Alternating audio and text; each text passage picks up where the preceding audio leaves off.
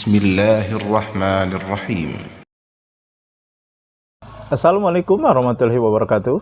Sobat-sobat, kita bersama lagi di channel saya dalam dakwah Islam pencerahan. Sobat-sobat, sungguh sangat benar sekali perkataan yang mengatakan bahwa setan lebih mencintai pelaku bid'ah dibandingkan dengan pelaku maksiat. Karena sobat-sobat, pelaku maksiat sadar bahwa yang dilakukannya adalah perbuatan salah, perbuatan dosa, perbuatan yang dilarang oleh Allah dan Rasul-Nya. Namun sobat-sobat, pelaku bid'ah tidak merasa bahwa yang dilakukannya salah.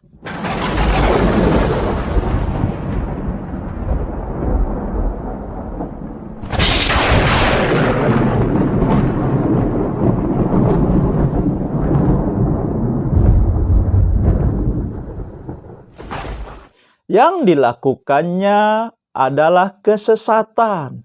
Yang dilakukannya adalah hal yang justru menyelisihi sunnah Rasulullah. Pelaku bid'ah merasa ini perbuatan baik, perbuatannya berpahala. Mereka sering mengatakan, kenapa membaca tahlil dilarang? Yasin tidak boleh. Bukan masalah membacanya, akan tetapi membuat ritual, membuat acaranya. Kemudian acara tersebut ada lagi kebid'ahan berikutnya, yaitu transfer pahala kepada yang mati. Kirim bacaan kepada yang mati, bacaan Al-Quran. Padahal jelas di surat Al-Baqarah, Sahru Ramadana unzila fihil Quran hudal linnas. Di bulan Ramadan diturunkan Al-Quran sebagai petunjuk bagi manusia, bukan lil mayit, tetapi linnas. Artinya Al-Quran ini untuk kita yang masih hidup.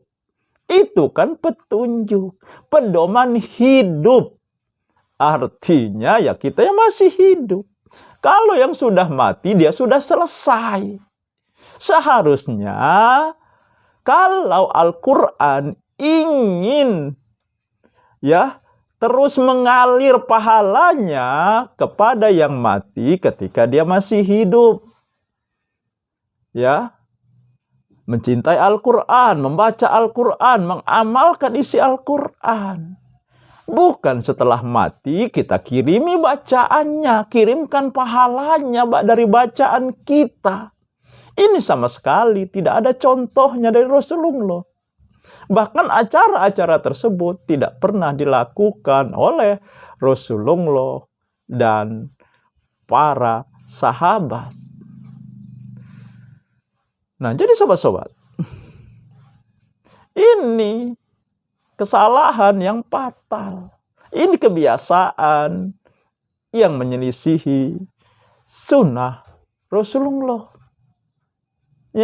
Jangan-jangan yang kita kirimi pahala bacaan Al-Quran kita selama hidupnya dia tidak cinta dengan Al-Quran. Dia enggan membacanya, apalagi mempelajarinya, apalagi mengamalkan isinya. Lalu sekarang kita kirimkan pahala bacaan kita. Meskipun ini tidak dilakukan oleh Rasulullah. Ini bid'ah yang nyata. Ya, ini kan sama seperti ya seseorang yang tidak suka makan apa? Taruhlah makan iwa. Kemudian kita kirim, ya kita berikan kepada dia iwa. Iwa ini bahasa Palembang. Oh, ikan ya, dalam bahasa Indonesia iwa itu ikan ya. Nah, kita kirim ikan sobat-sobat. Nah, kepada orang yang tidak suka makan ikan, kira-kira diterima apa tidak? Ya tentu saja tidak diterima. Ya mungkin diterima, tetapi dia tidak memakannya. Nah sama, ya kalau orang di dunia tidak cinta Al-Quran, enggan membaca Al-Quran, bahkan tidak mau ya dikirimi. Secara logika saja sama dengan perbandingan orang yang tidak suka makan ikan tadi. Dan bukti berikutnya adalah sobat-sobat, ya tahlilan ini kan jelas sobat-sobat. Tidak ada contohnya dari Rasulullah.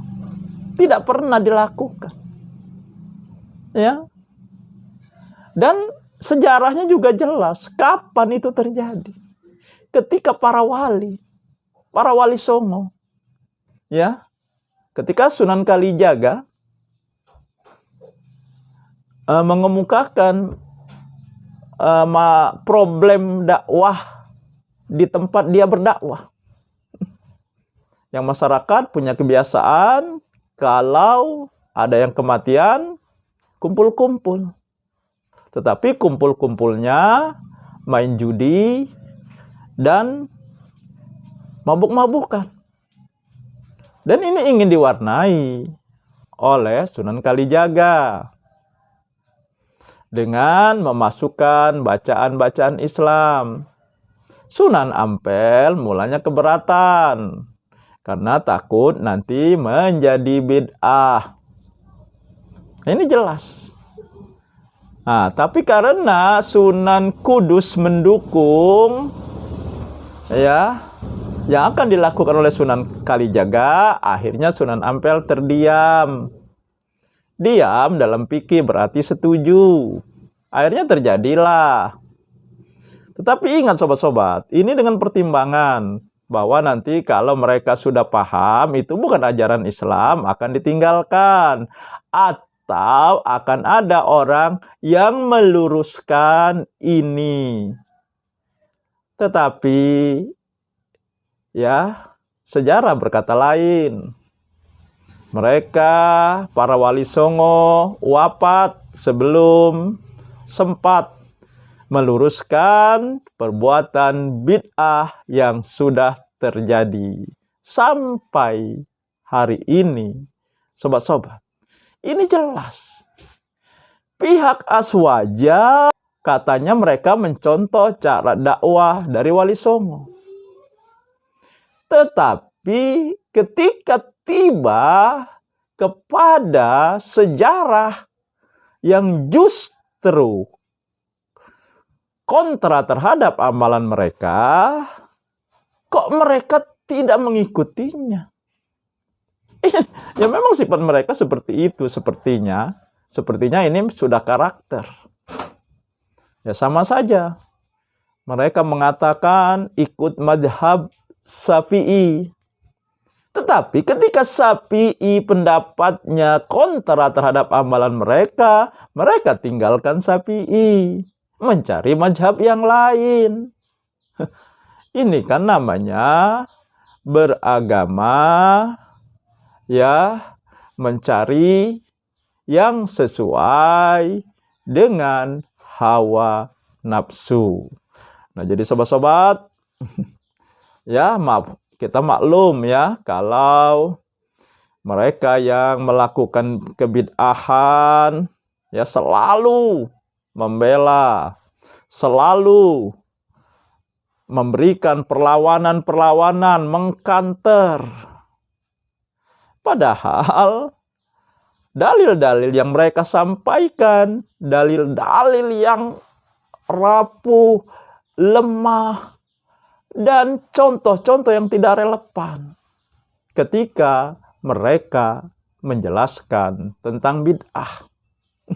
Memang secerdas apapun ya, kalau dia pelaku bid'ah, ketika mereka bertemu, mereka berbicara dengan masalah-masalah bid'ah, otaknya, kecerdasannya menjadi tumpul. Karena pada saat itu bukan logika kecerdasannya yang berbicara, akan tetapi hawa nafsunya yang berbicara.